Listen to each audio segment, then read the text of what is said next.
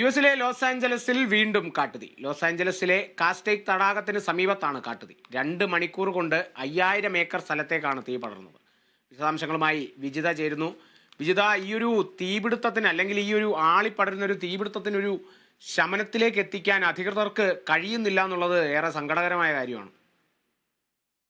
കാളിദാസ് പറഞ്ഞതുപോലെ തന്നെ ലോസ് ആഞ്ചലസിൽ വീണ്ടും കാട്ടുതീ വ്യാപിച്ചിരിക്കുന്നു എന്നൊരു കാര്യമാണ് അറിയാൻ കഴിയുന്നത്. ഇപ്പോൾ കുറച്ച് നാളുകൾക്ക് ശേഷം വീണ്ടും കുറച്ച് നാളുകൾക്ക് മുൻപ് വളരെ ശക്തമായ കാട്ടുതീയിൽ ഒരുപാട് നാശനഷ്ടങ്ങളും മരണങ്ങളും എല്ലാം സംഭവിച്ച വളരെ സങ്കടകരമായ വാർത്തയെല്ലാം നമ്മൾ കണ്ടതാണ്.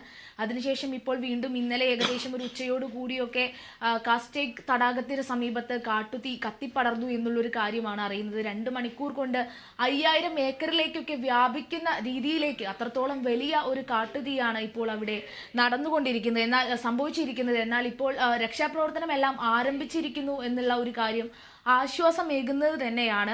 എങ്ങനെയൊക്കെയാണെങ്കിലും രക്ഷാപ്രവർത്തനം ഇപ്പോൾ ആരംഭിച്ചിട്ടുണ്ട്. തീയണയ്ക്കാനുള്ള ശ്രമമെല്ലാം വളരെ ശക്തമായി തന്നെ തുടരുന്നുണ്ട്.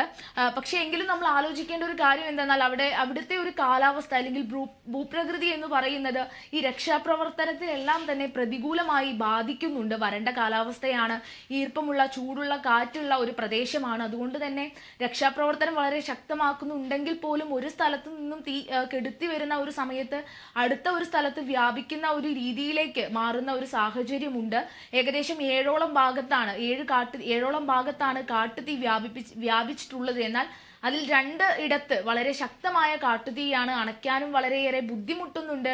രക്ഷാപ്രവർത്തനത്തിന് അത് പ്രതികൂലമായി ബാധിക്കുന്നുണ്ട് എന്നുള്ളൊരു കാര്യം കൂടി അറിയാൻ കഴിയുന്നുണ്ട്. എന്നാൽ ഏകദേശം 1 ലക്ഷം ആളുകളെയാണ് ഇപ്പോൾ ഒഴിപ്പിക്കാനായിട്ടുള്ള നിർദ്ദേശമെല്ലാം കൊടുത്തിട്ടുള്ളത്. ഈ ഒരു ആ ഒരു ദുരന്ത പ്രദേശത്ത് ഏറ്റവും കൂടുതൽ തീയുള്ള ഒരു ഭാഗത്ത് ഉള്ള രക്ഷാപ്രവർത്തനമാണ് ഇപ്പോഴും തുടർന്നുകൊണ്ടിരിക്കുന്നത്.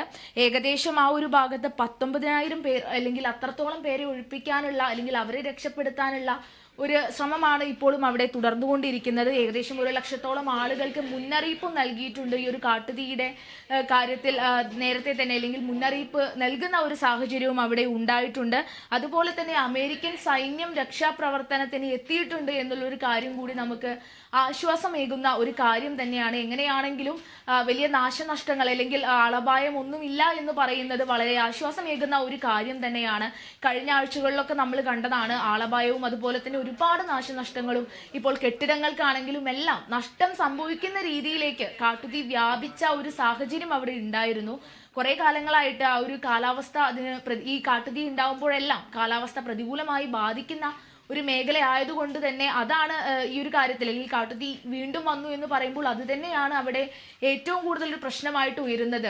എങ്ങനെയാണ് രക്ഷാപ്രവർത്തനം നടത്തുന്നുണ്ടെങ്കിൽ പോലും അതെങ്ങനെയാണ് എത്രത്തോളം രക്ഷാപ്രവർത്തനത്തിന് ഇനിയും എത്രത്തോളം സമയമെടുക്കും എന്നുള്ളതെല്ലാം നമുക്ക് ഒരിക്കലും പ്രവചിക്കാൻ കഴിയാത്ത ഒരു കാര്യം കൂടിയാണ് എന്നുള്ളത് കൂടി ഓർക്കേണ്ടതുണ്ട്. എന്തായാലും രക്ഷാപ്രവർത്തനം പുരോഗമിക്കുന്നു എന്നൊരു കാര്യമാണ് ഇപ്പോൾ നമുക്ക് പറയാൻ കഴിയുക. കാളിദാസ്, തീർച്ചയായും എന്തായാലും രക്ഷാപ്രവർത്തനങ്ങൾ അതിൻ്റെ മുറയ്ക്ക് നടക്കുന്നുണ്ട്.